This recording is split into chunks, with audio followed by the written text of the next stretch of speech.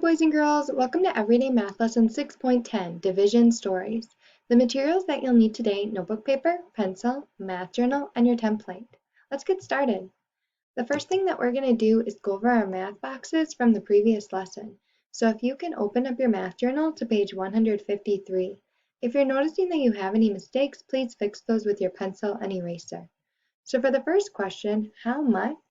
I can see I have 3 flat standing for 300. I can see that I have 5 long standing for 50, and I have 4 ones, giving me 354. For question 2, make a ballpark estimate. So 49 would round to 50, 51 would also round to 50, giving me a total of 100. And I chose to use the unit of fish.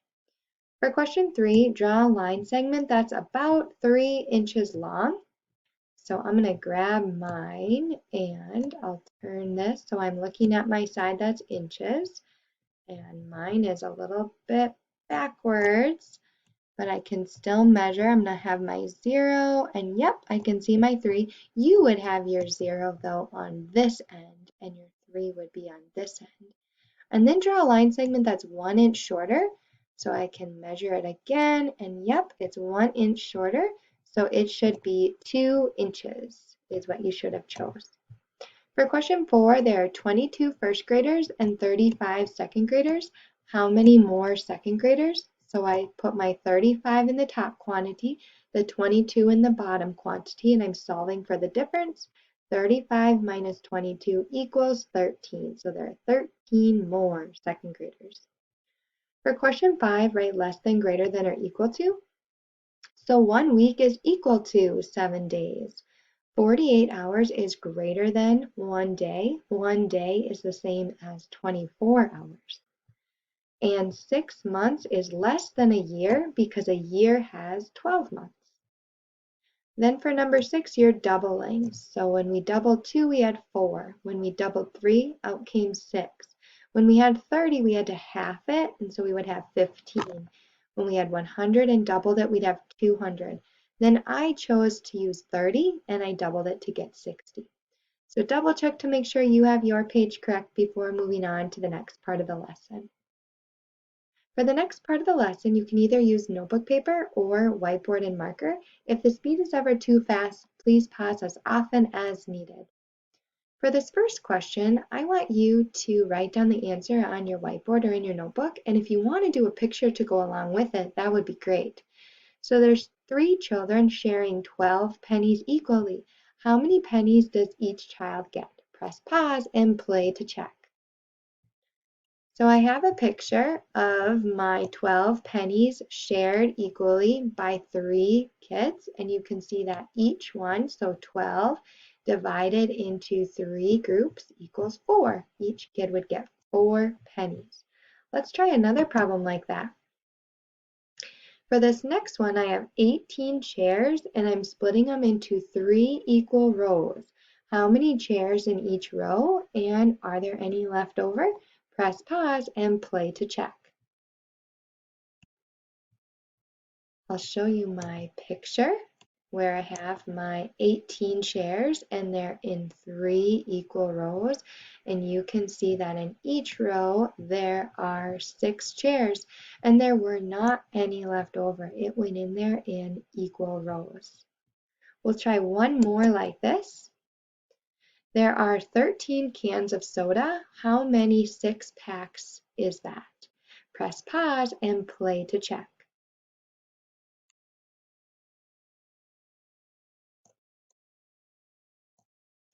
So with this one, I have my 13 cans of soda and I grouped them into 6s. But so I know that 13 divided by 6 equals 2, but it did not go in there evenly because 6 times 2 is 12. So there is 1 remaining off to the side. And we're going to work on problems like this today where there might be some extras. There might be some remaining that didn't fit nicely. So if you could put your notebook or your whiteboard to the side and take out your math journal, we're going to first look at page 156. And it looks like this. So you can either use counters or you can make a little drawing off to the side. to find the answers for each of these questions. So for question number 1, we're thinking about the number 16. So if you're using counters, you would want to count out 16. Now you're going to think 16 and they're going to be shared by 2 people. So then how many cents per person, and is there any remaining? If there isn't any remaining, then I'm going to ask that you just put a 0. Then I want you to think about that 16 cents split between 3 people, 4 people, and 5 people. Could you solve just number 1? Press pause and play when you're ready to check. Okay, so my 16 cents, and I made a little picture off to the side. I split my 16 cents into 2 groups so that each person would get 8 cents, and notice how it went in there nicely. So 0 cents remaining. Then I had my 16 cents by 3 people, and you can see that each person then got 5 cents, but then take a look, there was 1 cent remaining. And I'm going to actually talk about this problem right below because I'm going to use the same diagram. So since I know that 16 divided by 3 was 5, well, if I'm splitting it by 5 people, well, I know then that each person would get 3 cents because I have the same array. It's a 5 by 3 array split. And there's going to be, again, 1 cent remaining. Then if I was splitting that by 4 people, you can see it goes in there really nice. Each person is going to get 4 cents and there's 0 cents remaining.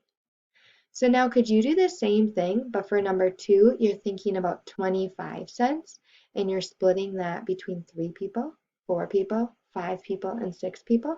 Press pause and play when you're ready to check number 2. All right, 25 cents by 3 people. I have a picture of that. And you can see that each person got 8 cents, but there was 1 cent remaining. Then when I split between 4 people,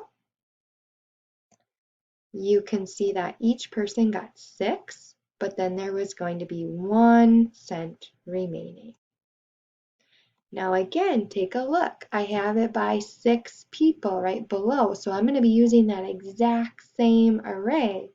So since I know that splitting 25 cents between 4 people was 6, well, splitting 25 cents between 6 people is going to be 4, and it's still going to have 1 cent remaining.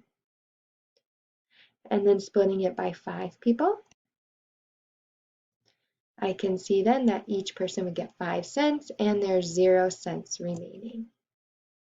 For question 3, you have 16 crayons, 6 crayons per box. So how many boxes and then how many crayons remaining? Press pause and play when you're ready to check. I have a picture to go along with this one. I have my 16 crayons split into 6 groups. So you can see that there's going to be 2 per, so there's 2 boxes, but then I have 4 remaining. And for our last question, 24 eggs, 6 eggs in each cake. How many cakes and how many eggs remaining? Press pause and play when you're ready to check. I made a picture for this one. So I have my 24 split into 6 groups, and I can see that there are 4 cakes and there are 0 remaining. It went in there nice. So double check this page to make sure that you have your division number stories correct, and we'll work more on division problems in future lessons. The last thing that we'll talk about today is math boxes. So if you could listen to the directions, then I'll ask that you complete this page on your own. When you're all done, take a picture and add the picture to Seesaw for your classroom teacher. We will go over this page in our next video. So for the first question, use the digits 3, 1, and 5 to make the smallest number possible, and then to make the largest possible number. For question 2, do these objects have at least one line of symmetry? And you're going to decide and then write either yes or no on the line. For question 3, 18 cans of juice are shared by 5 people. Draw a picture, and then cans per person and cans left over. For question 4, 4 rows of 4 chairs, how many chairs in all? And then draw an array to solve and fill in your multiplication diagram. Find the difference for each of these temperatures. And then taking a look at these, which figure does not belong, choose the best answer. So you can think the circle with diagonal lines, the empty circle, the circle with vertical lines, or the circle with horizontal lines. All right, I'll see you next time.